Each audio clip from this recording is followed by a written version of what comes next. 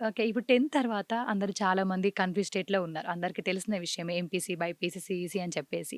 మరి ఈ 10థ్ తర్వాత ఓన్లీ ఇంటరే ఉందా స్టెప్? ఇంకేమైనా కోర్సెస్ ఇంకేమైనా ఉన్నాయా? యాహ్! రైట్ క్వెషన్ అండి యాక్చువల్లీ. మాకు కూడా రెగ్యులర్‌గా చాలా కాల్స్ వస్తుంటాయి. అండ్ కౌన్సెలింగ్ కూడా వస్తుంటారు. లైక్ 10థ్‌లో మేము ఏ గ్రూప్ తీసుకోవాలి? ఇది తీసుకుంటే కెరీర్ బావుంటుందా? ఈ కోర్స్ తీసుకుంటే గవర్నమెంట్ జాబ్స్ వస్తాయా? అనేది.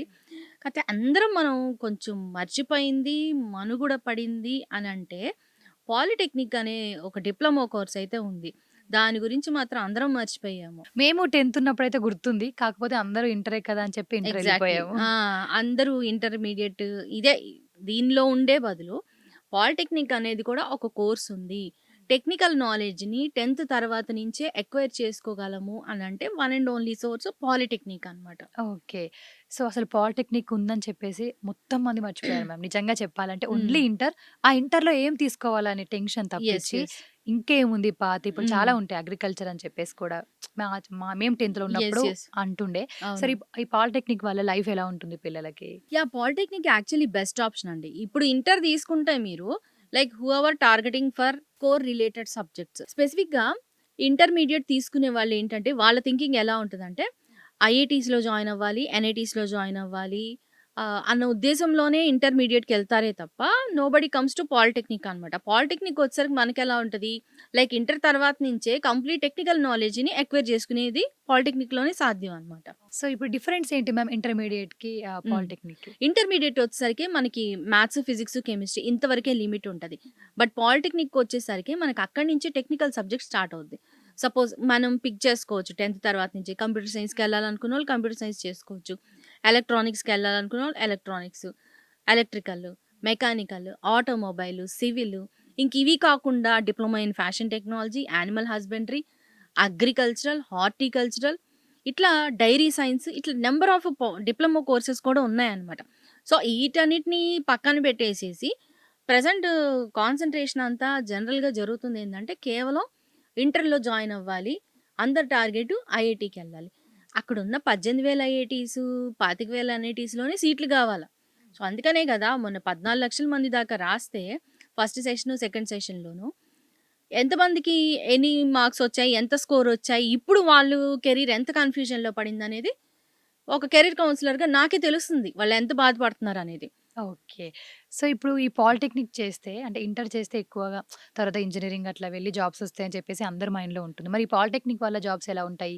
ఈజీగా జాబ్స్ ఏమైనా సాధించొచ్చంటారా? మీరన్నది కరెక్ట్ అండి. లైక్ అందరికి ఒక మిత్ ఏంటంటే ఇంటర్ చేసేస్తే వాడికెక్కువ నాలెడ్జొచ్చేస్తది. కంపల్సరీగా వాడికి వెంటనే జాబొచ్చేస్తది బీటెక్ తర్వాత అని అనుకుంటారే తప్ప, పాలిటెక్నిక్ తక్కువేం కాదు గదా!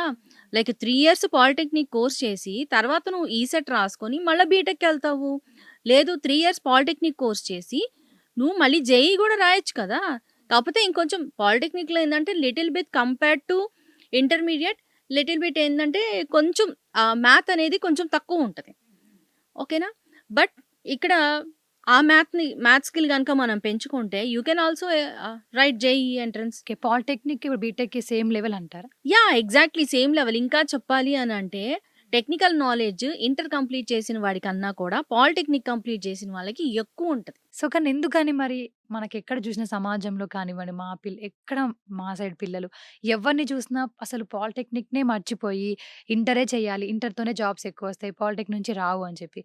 ఎందుకనంటే నిజంగానే రావా? లేకపోతే మనం లేదు లేదు. ఇది ముందుకెళ్ళట్లేదంటారా? కాంపిటీషన్ కంప్లీట్‌గా ఎలా ఉంటుంది యాహ్! యాహ్! పాలిటెక్నిక్‌లో? పాలిటెక్నిక్ కాంపిటీషన్ అంటే పాలీసెట్ ఎగ్జామ్ ఉంటదండి. రేపు మనకు కూడా ఈ 2026 20 తారీఖు పాలీసెట్ ఎగ్జామ్ లాస్ట్ డేటు. ఒకవేళ 20థ్ లోపు మనం అప్లికేషన్ పెట్టుకోకపోతే దీనికి 10థ్ రిజల్ట్ రావాల్సిన అవసరం అయితే లేదు. ఓకే. మనం గనక ఇన్ కేస్ అప్లికేషన్ పెట్టుకోకపోతే 21 ఎక్స్‌ట్రా ఫీజ్ అంటే రూ. 100 ఫీజ్ కట్టేసి పెట్టుకోవచ్చు.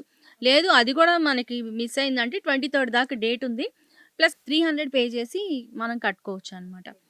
ఎగ్జామ్ రాసి నీకు ర్యాంక్‌ని బట్టి నువ్వు కౌన్సెలింగ్‌కెళ్తే డెఫినిట్‌గా నీకు సీట్ అలాట్‌మెంట్ జరుగుతది కాబట్టి, ఆ సీట్ అలాట్‌మెంట్ గూడా నువ్వు ఫస్ట్ ప్రిఫరెన్స్ గవర్నమెంట్ పాలిటెక్నిక్ కాలేజెస్‌కిస్తే బెస్ట్ అనమాట. ఇప్పుడు 10థ్ తర్వాత ఏం తీసుకోవాలని చెప్పేసి ఇంటర్మీడియేట్ ఆర్ పాలిసెట్ వీటిలో ఏం తీసుకుందామని ఎలా ఐడెంటిఫై చేయాలంటారు? ఎలా యాహ్! సూటబుల్ అంటారు? ఇప్ మీరు కనుక లైక్ మ్యాథ్ ఎక్సలెంట్‌గా పెర్ఫార్మ్ చేస్తున్నారు.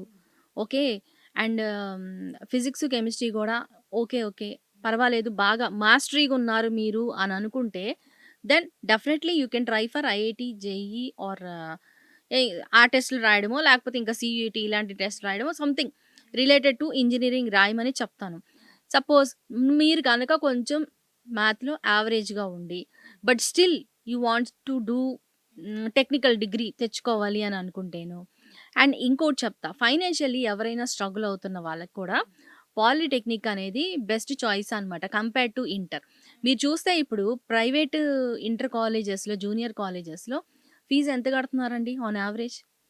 చాలా ఉంటుంది. లక్షలే ఉంటుంది. లాక్స్‌లోనే ఉంది. అది హ్మ్. హ్మ్. ఫ్యాక్టే. అందరికీ హ్మ్. తెలిసిన విషయమే. హ్మ్. హ్మ్. లక్షల్లోనే ఫీజులు కడుతున్నారు. అంత కట్టలేని పరిస్థితిలో ఉన్న వాళ్ళు, మీరు పాలిటెక్నిక్ చూజ్ చేసుకోమని చెప్తాను. పాలిటెక్నిక్ 3 ఇయర్స్ గూడా నీకు ఇంజినీరింగ్‌లో ఏ సిలబస్ అయితే ఉంటదో దానికి ప్రిపరేటరీ కోర్స్‌లాగా పాలిటెక్నిక్ పనికొస్తదనమాట. నువ్వు పాలిటెక్నిక్ జేసి నువ్వు ఇంటర్‌కెళ్తే నీ కెరీర్ ఎక్సలెంట్‌గా ఉంటది. ఇప్పుడు పాలిటెక్నిక్‌లో గూడా నేను ఇందాక చెప్పినట్టు డిఫరెంట్ బ్రాంచెస్ ఉన్నాయి కదా! ఏ కోర్స్ అయినా పిక్ కొంచెం జేసుకోవచ్చు. లాంగ్ జర్నీ అవ్వొచ్చని చెప్పేసి కూడా ఇట్స్ నాట్ అనుకుంటారు. A long journey. అది తప్పు. లాంగ్ జర్నీ కాదు. ఎందుకంటే పాలిటెక్నిక్ 3 ఇయర్స్ కంప్లీట్ చేశాక నువ్వు ఈసెట్ రాస్తావు. లేటరల్ ఎంట్రీ కింద ఇంజినీరింగ్ కాలేజ్‌లో సెకండ్ ఇయర్ నుంచి జాయిన్ అవుతావు. ఏదైనా నీకు 6 ఇయర్స్ జర్నీనే. దాని నుంచెళ్తే కొన్ని సర్టెన్ గ్రూప్ ఆఫ్ కాలేజెస్‌కి వెళ్ళడానికి అవకాశం ఉంటది.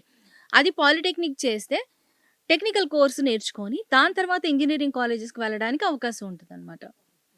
And you don't believe like first year, first semester నుంచి వాళ్ళకి అన్ని ల్యాబ్స్ ఉంటాయి. మీరు చూస్తే ఏ ఇంటర్ కాలేజ్ అండి ల్యాబ్‌కి తీసుకెళ్ళేది? ఎప్పుడు తీసుకెళ్తారు చెప్పండి? ఓన్లీ ఎగ్జామ్స్‌కి ముందు అట్లా. ఎగ్జాక్ట్‌లీ. సెకండ్ ఇయర్ లాస్ట్‌లో ప్రాక్టికల్ ఎగ్జామ్ ముందు తీసుకెళ్ళి ఇది కెమిస్ట్రీ ల్యాబు, ఇది ఫిజిక్స్ ల్యాబు జస్ట్ చూపించడమే గానీ ప్రాక్టికల్‌గా వాళ్ళైతే చేయించడం అనేది జరగదు. బట్ పాలిటెక్నిక్‌లో అది అసలు కాదు కదా! మీకు చెప్పాలంటే ఇంటర్‌తో కంపేర్ చేస్తే పాలిటెక్నిక్‌లోనే వాడు లాట్ ఆఫ్ నాలెడ్జ్ గెయిన్ చేస్తాడు. అందుకనే కదా పీఎస్‌యూస్, ఈ రైల్వే జాబ్స్ ఇవన్నీ వాళ్ళకి పాసిబుల్ అయ్యేది కేవలం డిప్లొమా చేసున్నా చాలు తీసుకుంటారనమాట. జూనియర్ ఇంజినీర్‌గా తీసుకొని దాని తర్వాత వాడు కావాలంటే ప్రైవేట్‌గా ఇంజినీరింగ్ రిమైనింగ్ 3 ఇయర్స్ కంప్లీట్ చేసుకొని ఇంకా నెక్స్ట్ లెవెల్‌కి వెళ్ళిపోవచ్చు.